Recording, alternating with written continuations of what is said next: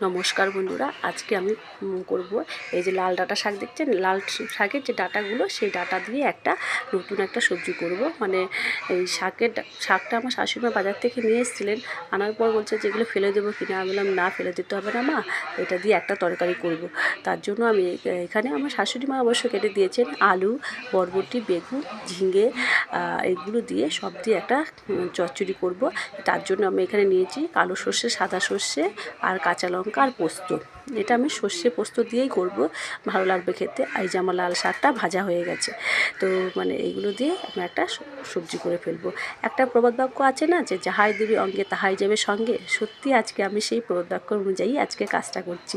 মনে হচ্ছে কি জীবনে যেগুলো মানে খাওয়া যাবে, মোটামুটি একটা সুস্বাদু একটা রান্না করা যাবে, সেইগুলো ফেলবো কেন? শুধু শুধু একটা পদ হয়ে যাবে, অন্তত একটা খাওয়া হয়ে যাবে।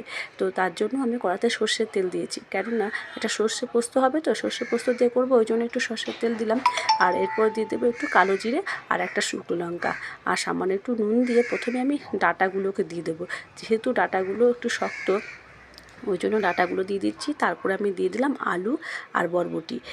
এই যে সব সবজিগুলো একটু শক্ত আছে সেগুলো একটু আগে দিয়ে দিয়েছি, সেগুলো দিয়ে একটু ভালো করে নাড়াচাড়া করে ঢাকা দিয়ে রেখে দেবো এটা। আর কেননা এটা তখন মানে বাকি সবজিগুলো তো জল জাতীয় সবজি, যেমন বেগুন আর ঝিঙে, ওইগুলো তো সেদ্ধ হতে বেশিক্ষণ সময় লাগবে না, ওটা চাপা দিয়ে সেদ্ধ করতে রেখে দিয়েছি। আর এখানে আমি একটু কালো সর্ষে, সাদা সর্ষে আর পোস্ত আর কাঁচা লঙ্কা শিলে বেটে নিচ্ছি। মিক্সিতে আর দেবো না, কারণ এইটুকুনি মশলা মিক্সিতে দিলে আর ভালো হবেও না পেস্ট, আর খেতেও ভালো লাগবে না। আর এর মধ্যে ওটা সবজিগুলো সেদ্ধ হয়ে গেছে, এবার আমি ঝিঙে আর বেগুনটা দিয়ে দিচ্ছি এর মধ্যে, দিয়ে ভালো করে একটু সমস্ত সবজি একসাথে মিশিয়ে নাড়াচাড়া করে নিচ্ছি। তারপরে এক এক করে এর মধ্যে আমি দিয়ে দেবো হলুদ গুঁড়ো, জিরে ধনে গুঁড়ো, একটু জিরে ধনে গুঁড়ো অল্প দেবো, আর একটু শুকনো লঙ্কার গুঁড়ো দেবো। যেহেতু লাল লাল হবে একটুখানি, খেতে ভালো লাগবে, ওই জন্য আমি একটু লঙ্কার গুঁড়ো দিলাম আর একটু জিরে ধনে গুঁড়ো দেবো, অল্প একটু জিরে ধনে গুঁড়ো দেবো, যেহেতু পোস্ত বাটা পড়বে, তো তার জন্য বেশি দেওয়ার দরকার নেই। দিয়ে ভালো করে সমস্ত সবজিগুলো একসাথে মিশিয়ে নিয়ে নিচ্ছে আগে। তারপরে এটা যখন ভালোভাবে একটু চাপা দিয়ে রেখে দেবো, এটা একটু সেদ্ধ হয়ে আসলে তবে আমি এর মধ্যে দিয়ে দেবো জল। আর একটু কাঁচা লঙ্কা দিয়ে দিলাম, এটা ভালো আসবে ফ্লেভারটা। যে কোনো সবজিতে একটু কাঁচা লঙ্কা পড়লে ভালো লাগে, যতই আমি শুকনো লঙ্কা দিই না কেন, তাও কাঁচা লঙ্কার টেস্টটা একটুখানি ভালো লাগে খেতে, ওই জন্য আমি একটু কাঁচা লঙ্কা দিয়ে দিলাম। দিয়ে ভালো করে নাড়াচাড়া করে দিচ্ছি। এবার একটু সামান্য পরিমাণে জল দিচ্ছি, দিয়ে এটা চাপা দিয়ে রেখে দেবো সিদ্ধ করার জন্য।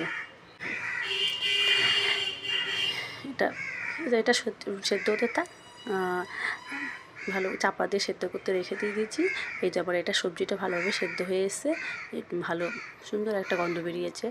আর এর মধ্যে এবার আমি পোস্ত, যে আলু আর ডাঁটা আমি দেখে নিয়েছি ভালো সেদ্ধ হয়ে গেছে, এবার আমি এর মধ্যে পোস্ত আর সর্ষে বাটাটা দিয়ে দেবো এর মধ্যে, দিয়ে ভালো করে একটু নাড়াচাড়া করবো।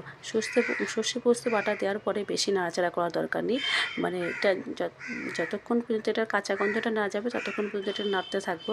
তারপরে এটা হয়ে গেলে এটা নামাবো। এটা আমার অনেকটাই হয়ে এসছে। এর মধ্যে একটু মিষ্টি দিচ্ছি, কেন বলুন তো, সর্ষে পোস্ত বাটাটা একটু মিষ্টি দিলে ভালো লাগে। আর আমি প্রথমে যে একটু তেলে নুন দিয়েছিলাম, তারপর আর নুন দেওয়া হয়নি, ওই জন্য স্বাদ অনুযায়ী একটু নুন দিয়ে দিলাম।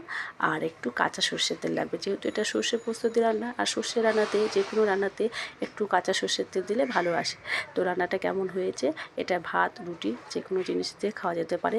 আর রান্নাটা যদি ভালো লেগে থাকে আপনারা অবশ্যই লাইক ও শেয়ার করে দেবেন। সবাই ভালো থাকবেন, সুস্থ থাকবেন, আসছি।